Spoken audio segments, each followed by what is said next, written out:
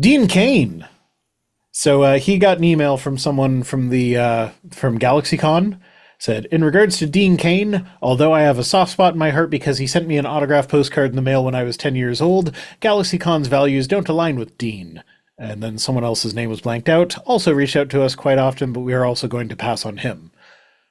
Dean posted this saying, this is how they try to blacklist. What are the values that I hold which are not aligned with GalaxyCon's values? ICE. Please be specific, Sarah. ICE. You're a member of ICE. You're a member of ICE. It's easy. What's confusing?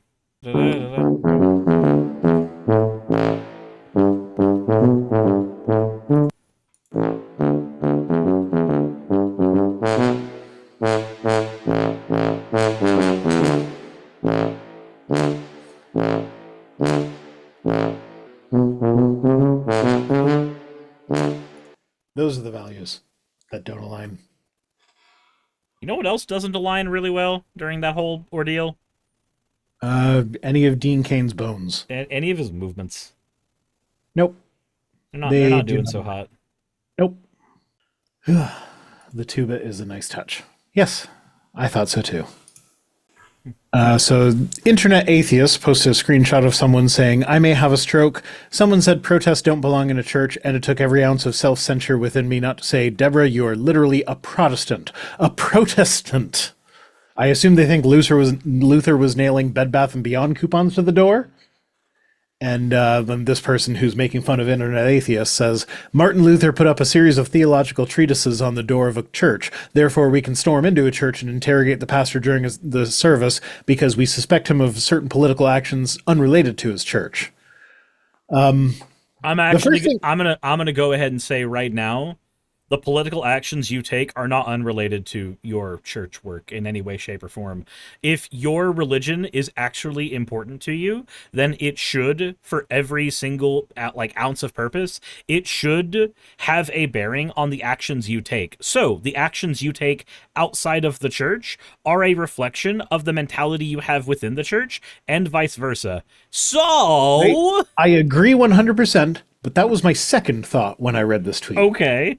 My first thought was, hey, didn't Jesus protest the church when he went in and turned the tables over because they were doing money changing stuff there instead of church stuff? No, but that was different.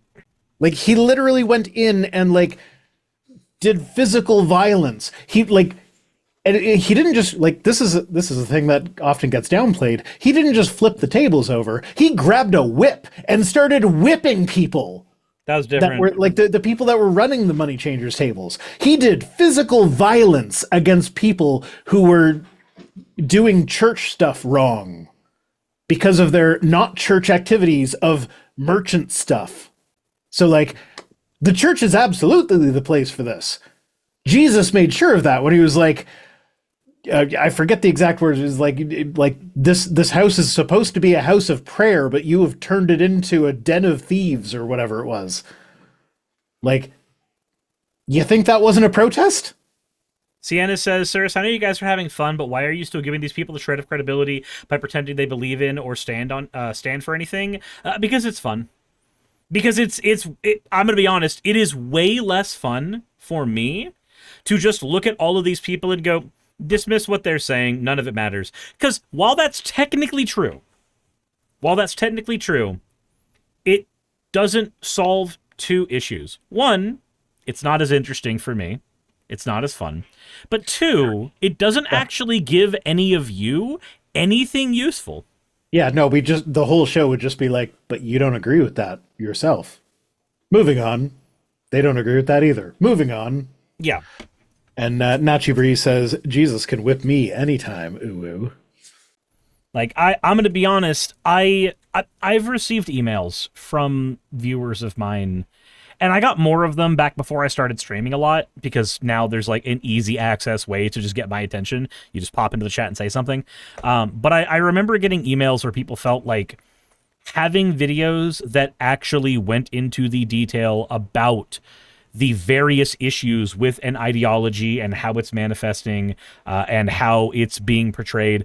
A video that actually breaks down that stuff not only gives people an ounce of ability to defend themselves, especially when it comes to like friends or family that may be particularly problematic, But for a lot of people, it also gives them something to hold on to, so they feel like they're not just the crazy person in the room when everybody in their family or everybody in their immediate circle is falling into right-wing propaganda, or in many cases, Christian right-wing propaganda. It gives them an anchor. I could just dismiss all of it as, but that's all stupid. The problem is, that's neither interesting nor useful for anybody involved. Counterpoint. Jesus said, I rode into town on an ass. Yo mama's ass. Jassa says, I demand your attention. I don't know how much that's going to help, because I just took Tal's money that was sent to me and ordered Domino's. It's not really important. It's just a thing that happened. Yeah, I mean, it's Domino's. Neither here nor there. I feel like I should probably acknowledge that I am aware that my chair is making a fuck ton of noise right now. Making less noise than the president did with his fucking cheeks. Yeah, possibly. I don't know why my chair is so squeaky tonight as opposed to other nights, but I'm trying to minimize it, but it's just being obnoxious, and it's driving me nuts. I don't know how much the microphone's picking it up, but if it is picking it up, I apologize. I'm aware of it, and there's not really much I can do about it. Moving on. Jeremiah Knight, we don't need to read the whole thing, but he says, every time I meet someone who has left Christianity, I ask them one simple question. Do you look at pornography? Every single person I can remember asking this to, without exception, admitted that they do. They don't really leave the faith because the Bible is full of contradictions. They leave because the Bible contradicts the sin that they refuse to let go of. So, this is a typical Romans 1:20 kind of thing. It's written on your heart, bitch! Yeah, like, no, you are denying God in your unrighteousness. It's not that it's not that there's any problems with Christianity at all. It's just that you enjoy porn. Here's the thing.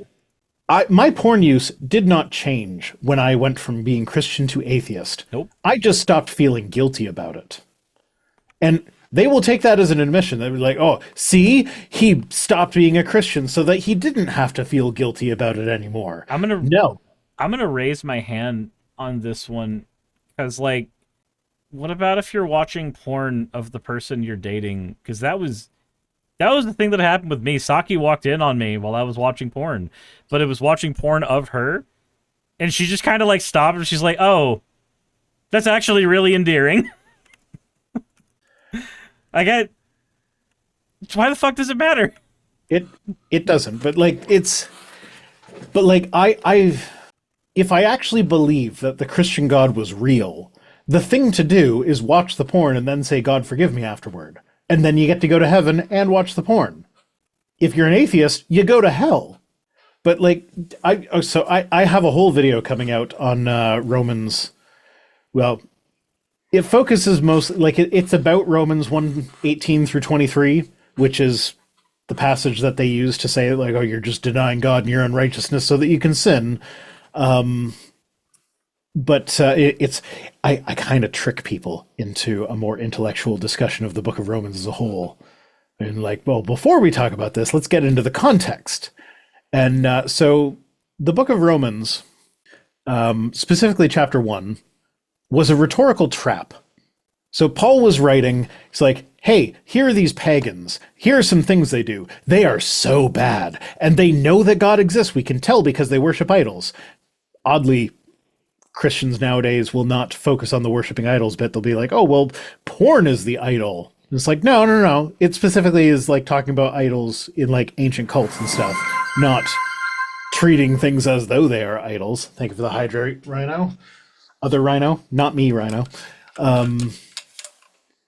You, Father. Not you, Father. Die, Father. Sure. But so yeah, he's getting the people. So if you think of the historical context, he was writing this letter. It was to be read aloud to the congregation of the church that he was addressing it to. It was not like there were no chapters and verses. It was not like you read this verse by itself. It's you read the whole thing all the way through to the congregation. So chapter 1 is getting them to nod along with how bad the pagans are. And that's where the verses about people denying God and their unrighteousness are. Chapter 2 immediately flips the script and was like, hey, you were nodding along with chapter 1, weren't you? Well, you're just as bad, motherfucker. Like it's a rhetorical trap. It's designed to get them nodding along so that when it gets to chapter 2, it has that much more of an impact. So, like, it's just like when Christians use this verse to say bullshit like this, it is just them ignoring the context in which it was written. It's them not knowing what comes next. It's them not realizing that it's not about atheists. It's about specifically pagans who worship idols. Like, nowhere does it say anything about people who don't worship any gods. So wait, are you telling me that what Christians really need to be doing is grok context? Yeah, indeed.